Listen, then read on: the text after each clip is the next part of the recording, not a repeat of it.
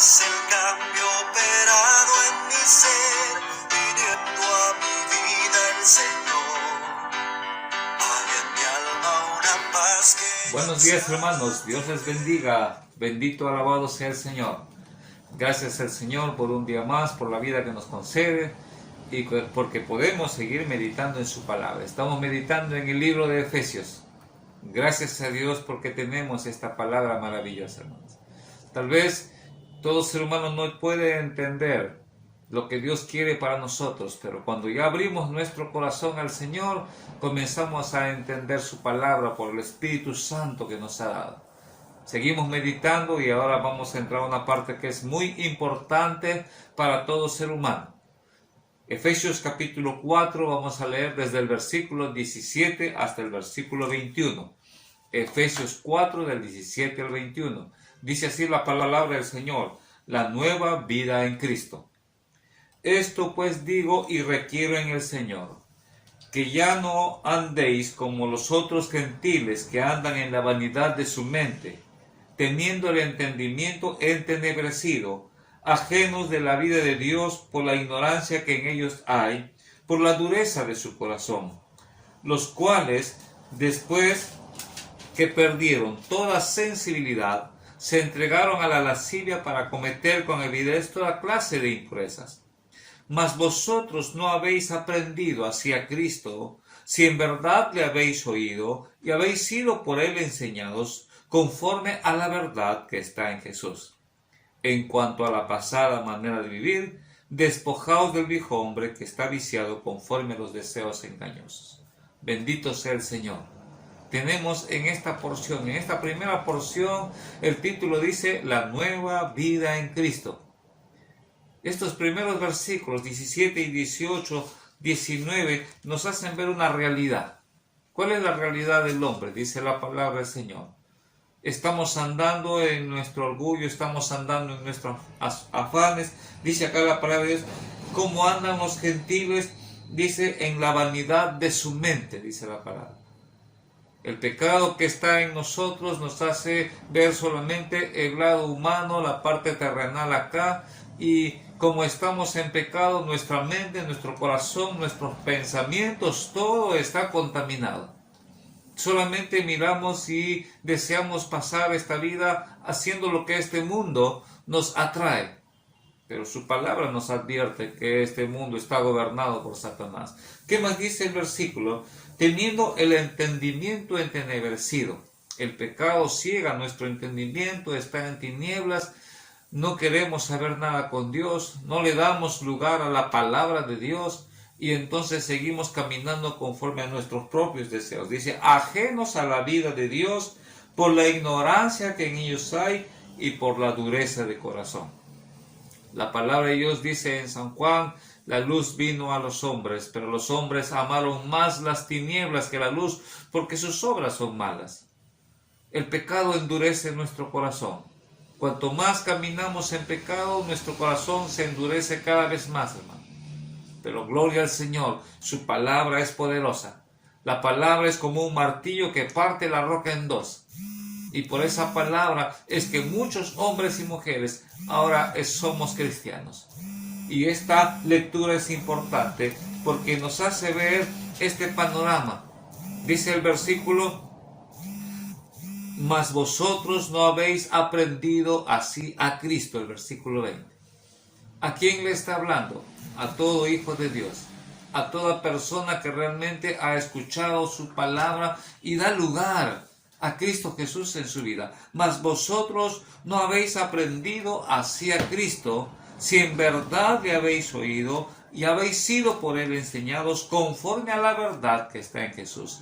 Aquí ponemos nosotros énfasis en este versículo. Mas vosotros no habéis aprendido. Primero, una de las cosas, tenemos que haber aprendido de Cristo. ¿Cuándo aprendemos de Cristo? Cuando abrimos nuestro corazón a su palabra. La palabra de Dios es útil para enseñar, para corregir, para redarguir. ¿Y qué tenemos que aprender? Tenemos que aprender de Cristo. El mensaje de toda la Biblia está centrado en Cristo Jesús. ¿Cuál es el mensaje? Salvación. El hombre cayó allá en el Edén. Adán y Eva pecaron. Y dice la palabra de Dios en Génesis 3:15 que Dios prometió un Salvador. El pecado pasó en condenación para todos los hombres, pero Dios prometió un Salvador. ¿Quién es el Salvador? Cristo Jesús. Y eso es lo que dice acá. Vosotros no habéis aprendido así de Cristo. ¿Qué es lo que tú tienes que entender? Cuando leemos en Lucas capítulo 4, versículos 18 y 19, el Señor Jesús fue invitado para leer su palabra. Y dice aquí, el Espíritu del Señor está sobre mí, por cuanto me ha ungido para dar buenas nuevas a los pobres. Me ha enviado a sanar a los quebrantados de corazón, a pregonar libertad a los cautivos y vista a los ciegos, a poner en libertad a los oprimidos y a predicar el año agradable del Señor. Estos dos versículos nos hacen ver cuál es la voluntad del Señor en Cristo Jesús.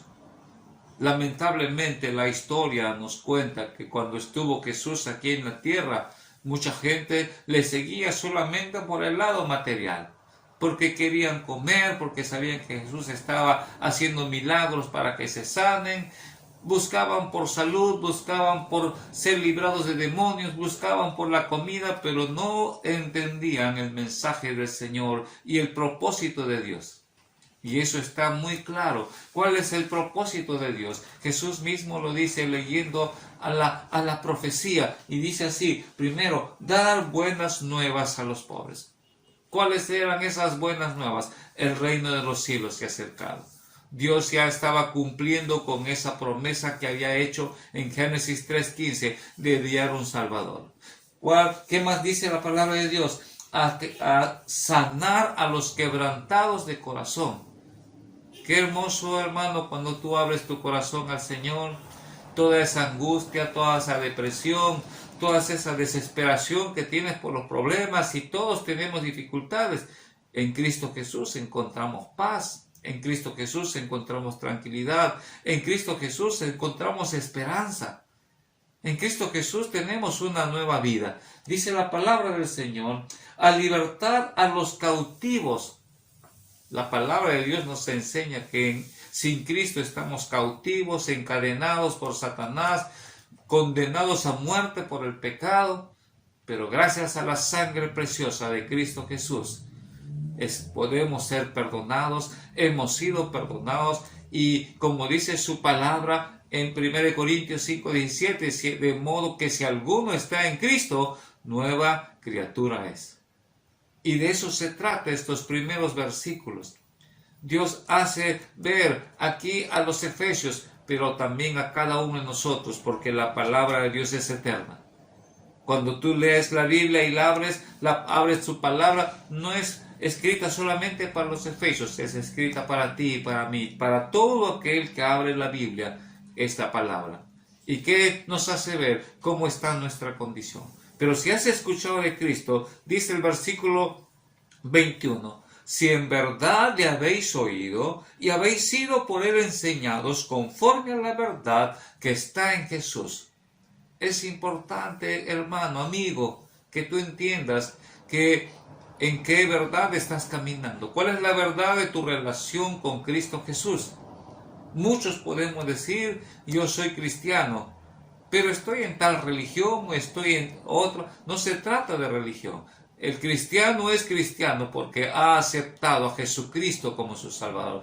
Esa es la verdad. Sin Cristo no somos nada. Escuchaba decir, sí, yo también creo en Cristo, pero soy devoto de San Martincito. Yo también creo en Jesús, pero soy devoto de Santa Rosita. No se trata de burlarse, no me estoy burlando de ti, pero esa no es la verdad. El único intermediario entre Dios y los hombres, dice la palabra, es Cristo Jesús. Es para que tú puedas reflexionar. No podemos estar en Cristo y también estar en idolatría, porque eso es idolatría, ¿no? El único intermediario, Cristo Jesús. Y esa es la verdad. Por eso dice el versículo bien claro, si en verdad le habéis oído. Jesús dijo, yo soy el camino. El único que puede interceder es Jesús. Yo soy la verdad. Que tú entiendas que no se trata solamente hablar de Cristo, sino tener a Cristo en nuestro corazón. ¿Y cuándo tenemos a Cristo? Cuando aceptas, cuando reconoces tus pecados, cuando sabes que Cristo Jesús murió en la cruz para que tú seas perdonado, cuando te arrepientes de todo corazón. Solamente a través de ese arrepentimiento sincero va a haber un cambio en tu vida. Como hemos escuchado el himno al empezar, cuán glorioso es el cambio operado en mi ser.